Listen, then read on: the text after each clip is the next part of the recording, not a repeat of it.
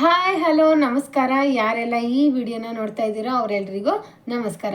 ನಾನು ಇವತ್ತಿನ ಈ ವಿಡಿಯೋದಲ್ಲಿ ಒಂದು ವಿಶೇಷವಾದ ಸಾಲಿಗೆ ಕಥೆಯನ್ನು ಹೇಳೋದ್ರ ಮೂಲಕ ವಿವರಣೆಯನ್ನು ಕೊಡ್ತೀನಿ.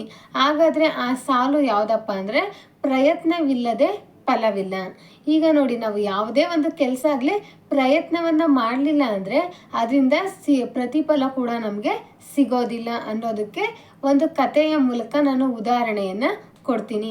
ವಿಡಿಯೋ ನೋಡ್ತಾ ಇರೋಂಥವ್ರೆಲ್ಲರೂ ಎಲ್ಲೂ ಸ್ಕಿಪ್ ಮಾಡದೆ ಕೊನೆಯವರೆಗೂ ನೋಡಿ. ಹಾಗಾದರೆ ಏನು ಕತೆ ಅಂದರೆ, ಹೀಗೆ ಒಂದು ಆಶ್ರಮ, ಅಲ್ಲಿ ಒಬ್ಬ ಗುರುಗಳಿರ್ತಾರೆ. ಆ ಗುರುಗಳು ಯಾರು ಏನೇ ಹೇಳಿದ್ರು ಅದಕ್ಕೆ ಪರಿಹಾರಗಳನ್ನು ಕೊಡ್ತಾರೆ. ಜನರ ಎಲ್ಲ ಸಮಸ್ಯೆಗಳಿಗೆ ಪರಿಹಾರಗಳನ್ನು ಕೊಡ್ತಾರೆ. ಮತ್ತು ಅವರು ಏನೇ ಹೇಳಿದರೂ ಕೂಡ ಅದು ನಿಜ ಆಗುತ್ತೆ ಅನ್ನೋ ಒಂದು ನಂಬಿಕೆ ಇರುತ್ತೆ. ಆ ಹೆಸರಿಗೆ ಅವರು ಪ್ರಖ್ಯಾತಿಯನ್ನು ಪಡೆದಿರ್ತಾರೆ. ಆ ಊರಿನ ಜನ ಮಾತ್ರ ಅಲ್ಲ, ಸುತ್ತಮುತ್ತಲಿನ ಊರಿನ ಜನರು ಕೂಡ ಆ ಗುರುಗಳನ್ನು ಭೇಟಿಯಾಗೋದಕ್ಕೆ ಬರ್ತಾ ಇರ್ತಾರೆ. ಹೀಗೆ ಒಂದಿನ ಇಬ್ಬರು ವಿದ್ಯಾರ್ಥಿಗಳು, ಮಹೇಶ ಮತ್ತು ಸುರೇಶ ಅನ್ನೋ ಇಬ್ಬರು ವಿದ್ಯಾರ್ಥಿಗಳು ಆ ಗುರುಗಳ ಹತ್ರ ಬಂದು ಕೇಳ್ತಾರೆ, ಸ್ವಾಮಿ, ನಮಗೆ ಈಗ ಎಕ್ಸಾಮ್ ಹತ್ರದಲ್ಲಿದೆ, ಅದ್ರ ಬಗ್ಗೆ ನಮ್ಮ ಭವಿಷ್ಯ ಏನಿದೆ ಹೇಳಿ ಅಂತೇಳಿ ಕೇಳ್ತಾರೆ. ಆಗ ಗುರುಗಳು ಇಬ್ಬರು ಹುಡುಗರನ್ನು ದಿಟ್ಟಿಸಿ ನೋಡಿ ಹೇಳ್ತಾರೆ. ಮಹೇಶ್ ಅನ್ನೋ ಹುಡುಗಂಗೆ ಹೇಳ್ತಾರೆ, ನೀನು ಪರೀಕ್ಷೆಯಲ್ಲಿ ಉತ್ತಮ ಅಂಕಗಳನ್ನು ತಗೊಳ್ಳೋದ್ರ ಮೂಲಕ ನೀನು ಪಾಸ್ ಆಗ್ತೀಯ. ಮತ್ತು ಸುರೇಶ, ನೀನು ಕಡಿಮೆ ಅಂಕಗಳನ್ನು ತಗೊಳ್ಳೋದ್ರ ಮೂಲಕ ನೀನು ಫೇಲ್ ಆಗ್ತೀಯ ಅಂತೇಳಿ ಆ ಗುರುಗಳು ಹೇಳ್ತಾರೆ. ಆಗ ಈ ಮಾತನ್ನು ಕೇಳಿ ಸುರೇಶನ್ಗೆ ಸಿಕ್ಕಾಪಟ್ಟೆ ಬೇಜಾರಾಗುತ್ತೆ. ಆದರೂ ಮನಸ್ಸಲ್ಲಿ ಅನ್ಕೋತಾನೆ, ನಾನು ಚೆನ್ನಾಗಿ ಓದಬೇಕು, ಒಳ್ಳೆ ಅಂಕಗಳನ್ನು ತಗೊಳ್ಳೋದ್ರ ಮೂಲಕ ಈ ಗುರುಗಳ ಮಾತನ್ನು ನಾನು ಸುಳ್ಳು ಮಾಡಬೇಕು ಅಂತೇಳಿ ಅವನು ಮನಸ್ಸಲ್ಲಿ ಅನ್ಕೋತಾನೆ. ಆದರೆ ಅತಿ ಹೆಚ್ಚು ಅಂಕಗಳನ್ನು ತಗೊಳ್ಳೋದ್ರ ಮೂಲಕ ನೀನು ಪಾಸ್ ಆಗ್ತೀಯ ಅಂತ ಹೇಳಿರ್ತಾರಲ್ವ ಮಹೇಶನ್ಗೆ, ಅವನಿಗೆ ಒಂದು ಮನಸ್ಸಲ್ಲೇ ಒಂದು ಅಹಂಭಾವ ಅನ್ನೋದು ಬರುತ್ತೆ. ನಾನು ಪಾಸ್ ಆಗ್ತೀನಿ, ನಾನು ಇನ್ನೂ ಓದೇ ಇದ್ರೂ ಪರವಾಗಿಲ್ಲ, ಗುರುಗಳೇಗೂ ಹೇಳ್ಬಿಟ್ಟಿದಾರಲ್ವ ನಾನು ಪಾಸ್ ಆಗ್ತೀನಿ ಅಂತ, ಅದರಿಂದ ನಾನು ಪಾಸ್ ಆಗ್ತೀನಿ ಅಂತೇಳಿ ಅವನು ಗುರುಗಳ ಮಾತನ್ನೇ ತಲೆಯಲ್ಲಿ ಇಟ್ಕೊಂಡು ಸರಿಯಾಗಿ ಶಾಲೆಗೆ ಹೋಗೋದೇ ಇಲ್ಲ, ಓದೋದ್ರ ಕಡೆ ಹೆಚ್ಚಿನ ಗಮನವನ್ನು ಕೊಡೋದಿಲ್ಲ. ಮತ್ತು ಯಾವುದೇ ಊರಲ್ಲಿ ಯಾವುದೇ ಹಬ್ಬಗಳಾಗಲಿ ಯಾವುದೇ ಜಾತ್ರೆಗಳಾಗಲಿ ಏನೇ ಆದರೂ ಕೂಡ ಓದೋದನ್ನೆಲ್ಲ ಬಿಟ್ಟು, ಶಾಲೆಗೆ ಹೋಗೋದನ್ನು ಬಿಟ್ಟು ಹಬ್ಬ ಹರಿದಿನಗಳು ಮತ್ತು ಜಾತ್ರೆಗಳನ್ನು ನೋಡಿಕೊಂಡು ಅವನು ಆರಾಮಾಗಿ ಇರ್ತಾನೆ. ಆದರೆ ಈ ಸುರೇಶನ್ಗೆ ಆ ಗುರುಗಳು ಹೇಳಿರೋ ಮಾತು ತಲೆಯಲ್ಲಿ ಹಾಗೆ ಉಳ್ಕೊಂಡಿರುತ್ತೆ.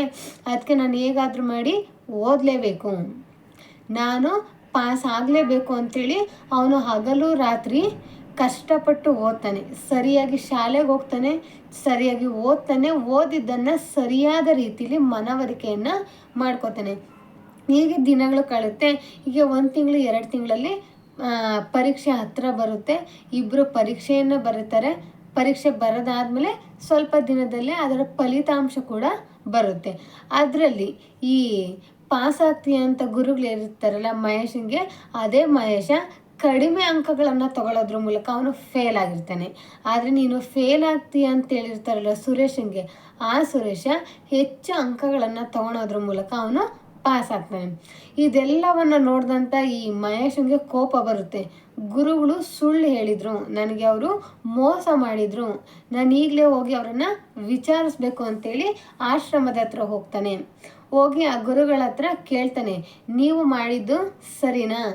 ನಾನು ಪಾಸ್ ಆಗ್ತೀನಿ ಅಂತ ನೀವು ಹೇಳಿದ್ರಿ, ಆದರೆ ಫೇಲ್ ಆಗಿದ್ದೀನಿ. ಫೇಲ್ ಆಗ್ತಾನೆ ಅಂತ ಹೇಳಿದಂಥ ಸುರೇಶ ಈಗ ಹೆಚ್ಚು ಅಂಕಗಳನ್ನು ತಗೊಳ್ಳೋದ್ರ ಮೂಲಕ ಪಾಸ್ ಆಗಿದ್ದಾನೆ. ನೀವು ತಪ್ಪು ಮಾಡಿದ್ರಿ, ನನಗೆ ನೀವು ಮೋಸವನ್ನು ಮಾಡಿದ್ದೀರಾ ಅಂತೇಳಿ ಅವನು ಏರು ಧ್ವನಿಯಲ್ಲಿ ಮಾತಾಡ್ತಾನೆ. ಆಗ ಗುರುಗಳು ಹೇಳ್ತಾರೆ, ನಾನು ನಿನಗೆ ಪಾಸ್ ಆಗ್ತೀಯ ಅಂತ ಹೇಳಿದೆ, ಆದರೆ ನೀನು ಓದಬೇಡ, ಪ್ರಯತ್ನ ಪಡಬೇಡ ಅಂತ ನಾನೇನಾದರೂ ಹೇಳಿದ್ನ? ಯಾವುದೇ ಆಗಲಿ ಪ್ರಯತ್ನ ಅನ್ನೋದನ್ನು ನೀನು ಪಡಬೇಕು. ಅವನು ಹಗಲು ರಾತ್ರಿ ಕಷ್ಟಪಟ್ಟು ಓದ್ದ, ಅದರಿಂದ ಅವನು ಪಾಸ್ ಆದ. ಆದರೆ ನೀನು ನನ್ನ ಮಾತನ್ನು ತಲೆಯಲ್ಲಿ ಇಟ್ಕೊಂಡು ನೀನು ಓದೋದನ್ನೇ ಬಿಟ್ಟೆ. ನೀನು ಕೂಡ ಸರಿಯಾದ ರೀತಿಯಲ್ಲಿ ಓದಿದರೆ, ನಿನ್ನ ಪ್ರಯತ್ನವನ್ನು ನೀನು ಪಟ್ಟಿದ್ರೆ ನೀನು ಕೂಡ ಪಾಸ್ ಆಗ್ತಾ ಇದ್ದೆ. ಇದರಲ್ಲಿ ನನ್ನ ತಪ್ಪು ಏನೂ ಇಲ್ಲ, ಎಲ್ಲನೂ ನಿಂದೆ ತಪ್ಪು ಅಂತೇಳಿ ಗುರುಗಳು ಹೇಳ್ತಾರೆ. ಆಗ ಮಹೇಶನ್ಗೆ ಅವನ ತಪ್ಪಿನ ಅರಿವಾಗುತ್ತೆ. ಆಗ ಅನ್ಕೋತಾನೆ ಯಾವುದೇ ಆಗಲಿ ಪ್ರಯತ್ನ ಪಡದೇ ಇದ್ದರೆ ಫಲ ಅನ್ನೋದು ಸಿಗೋದಿಲ್ಲ ಅಂತೇಳಿ ಅವನು ಮನವರಿಕೆಯನ್ನು ಮಾಡ್ಕೋತಾನೆ. ಈ ಕತೆ ಇಷ್ಟೇ. ಏನಪ್ಪ ಅಂದರೆ ಈಗ ನೋಡಿ, ಎಷ್ಟೋ ಸಲ ನಾವು ಕೆಲವೊಂದು ಸಲ ಮಾತಾಡ್ಕೊಂಡಿರ್ತೀವಿ ಅಥವಾ ಬೇರೆಯವ್ರು ಮಾತಾಡೋದನ್ನು ಕೇಳಿರ್ತೀನಿ. ಹುಟ್ಟಿಸಿದಂಥ ದೇವರು ಹುಲ್ಲೇನು ಮೇಯಿಸಲ್ಲ ಬಿಡು, ಕಷ್ಟನೋ ಸುಖನೋ ಹೇಗೋ ಹೋಗ್ಬಿಡೋಣ, ಆ ದೇವರೇನು ಹುಲ್ಲು ತಿನ್ಸಲ್ಲ, ಹೇಗೋ ಹುಟ್ಟಿಸಿದಾನೆ ಹೇಗೋ ಬೆಳೆಸ್ತಾನೆ, ಮುಂದೆ ಯಾವುದೋ ಒಂದು ದಾರಿಲಿ ನಡೆಸ್ತಾನೆ ಬಿಡು ಅಂತೇಳಿ ನಾವು ಮಾತಾಡಿರ್ತೀವಿ. ಆದರೆ ಹೇಗೋ ದೇವರು ಹುಟ್ಟಿಸಿದಾನೆ ಬಿಡು, ಅವನೇನು ಹುಲ್ಲು ಮೇಯಿಸಲ್ಲ, ಹೇಗೋ ಹೊಟ್ಟೆ ತುಂಬಿಸ್ತಾನೆ ಅಂತೇಳಿ ನಾವೇನು ತಿಂದಂಗೆ ಸುಮ್ಮನೆ ಕೂತ್ಕೊಂಡ್ರೆ ಹೊಟ್ಟೆ ತುಂಬುತ್ತಾ? ಕೈನ ತಟ್ಟೆಗೆ ಹಾಕಬೇಕು. ಆ ತಟ್ಟೆಲಿರೋ ಅನ್ನ ತಗೊಂಡು ನಾವು ಬಾಯಲ್ಲಿ ಇಟ್ಕೊಂಡು ಹಗ್ದು ನುಂಗ್ದಾಗಲೇ ಮಾತ್ರ ಅದು ಹೊಟ್ಟೆಗೆ ಸೇರಿದಾಗೆ ಹೊಟ್ಟೆ ತುಂಬುತ್ತೆ, ಹಸಿವು ಅನ್ನೋದು ನೀಗುತ್ತೆ. ದೇವ್ರು ಇದ್ದಾನೆ ಬಿಡು ನೋಡ್ಕೋತಾನೆ ಅಂತೇಳಿ ನಾವು ಸುಮ್ಮನೆ ಕೂತ್ಕೊಂಡ್ರೆ ಹೊಟ್ಟೆ ತುಂಬುತ್ತಾ? ಖಂಡಿತ ತುಂಬೋದಿಲ್ಲ. ನಾವು ಕೆಲಸವನ್ನು ಮಾಡಬೇಕು, ಆ ಕೆಲಸಕ್ಕೆ ಸರಿಯಾದ ಫಲ ಅನ್ನೋದು ಸಿಗುತ್ತೆ. ಆ ಫಲದ ಮೂಲಕ ನಾವು ಆಹಾರನ ತಿನ್ನಬೇಕು, ಹೊಟ್ಟೆಯನ್ನು ತುಂಬಿಸ್ಕೋಬೇಕು.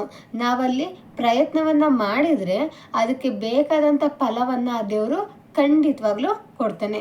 ಪ್ರಯತ್ನನೇ ಮಾಡದೆ ನಾವು ಫಲವನ್ನು ಅಪೇಕ್ಷೆ ಮಾಡೋದು ತುಂಬ ತಪ್ಪು. ಅದಕ್ಕೆ ನೀವು ಯಾವುದೇ ಒಂದು ಕೆಲಸವನ್ನು ಮಾಡಿ ಪ್ರಾಮಾಣಿಕವಾಗಿ ಮಾಡಿ, ಪ್ರಯತ್ನವನ್ನು ಮಾಡಿ. ನಿಮ್ಮ ಪ್ರಯತ್ನ ಇವತ್ತು ಫಲ ಸಿಗಲಿಲ್ಲ ಅಂದರೂ ಅಟ್ಲೀಸ್ಟ್ ಮುಂದೆ ಯಾವತ್ತೋ ಒಂದಿನ ಆದರೂ ಫಲ ಅನ್ನೋದು ಸಿಕ್ಕೇ ಸಿಗುತ್ತೆ. ಈಗ ಭೂಮಿಲಿ ಬೀಜವನ್ನು ಬಿತ್ತುವಂಥ ಕೆಲಸನ ನಾವು ಮಾಡಬೇಕು, ನಮ್ಮ ಪ್ರಯತ್ನನ ನಾವು ಮಾಡಬೇಕು. ಅಟ್ಲೀಸ್ಟ್ ಇವತ್ತಲ್ಲ ನಾಳೆಗೆ ಯಾವತ್ತೋ ಒಂದಿನ ಅದು ಬೆಳೆ ಸಿಕ್ಕೇ ಸಿಗುತ್ತೆ. ಪ್ರಯತ್ನ ಅನ್ನೋದು ಒಂದಿದ್ರೆ ಭೂಮಿಗೆ ಬಿದ್ದ ಬೀಜ, ಎದೆಗೆ ಬಿದ್ದ ಅಕ್ಷರ ಇವತ್ತಲ್ಲ ನಾಳೆ ಫಲ ಅನ್ನೋದು ಕೊಟ್ಟೇ ಕೊಡುತ್ತೆ. ಆದರೆ ಬಿತ್ತೋ ಅಂಥ ಪ್ರಯತ್ನನ ನಾವು ಮಾಡಬೇಕು ಅಷ್ಟೇ. ಇದು ಈ ಕಥೆಯ ಸಾರಾಂಶ. ಈ ಸಾರಾಂಶ ನಿಮ್ಮೆಲ್ಲರಿಗೂ ಇಷ್ಟ ಆಗಿದೆ ಅಂತ ನಾನು ಅನ್ಕೋತೀನಿ.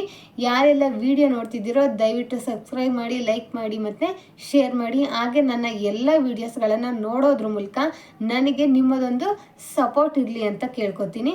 ಎಲ್ರಿಗೂ ಧನ್ಯವಾದಗಳು. ಜೈ ಹಿಂದ್, ಜೈ ಕರ್ನಾಟಕ ಮಾತೆ.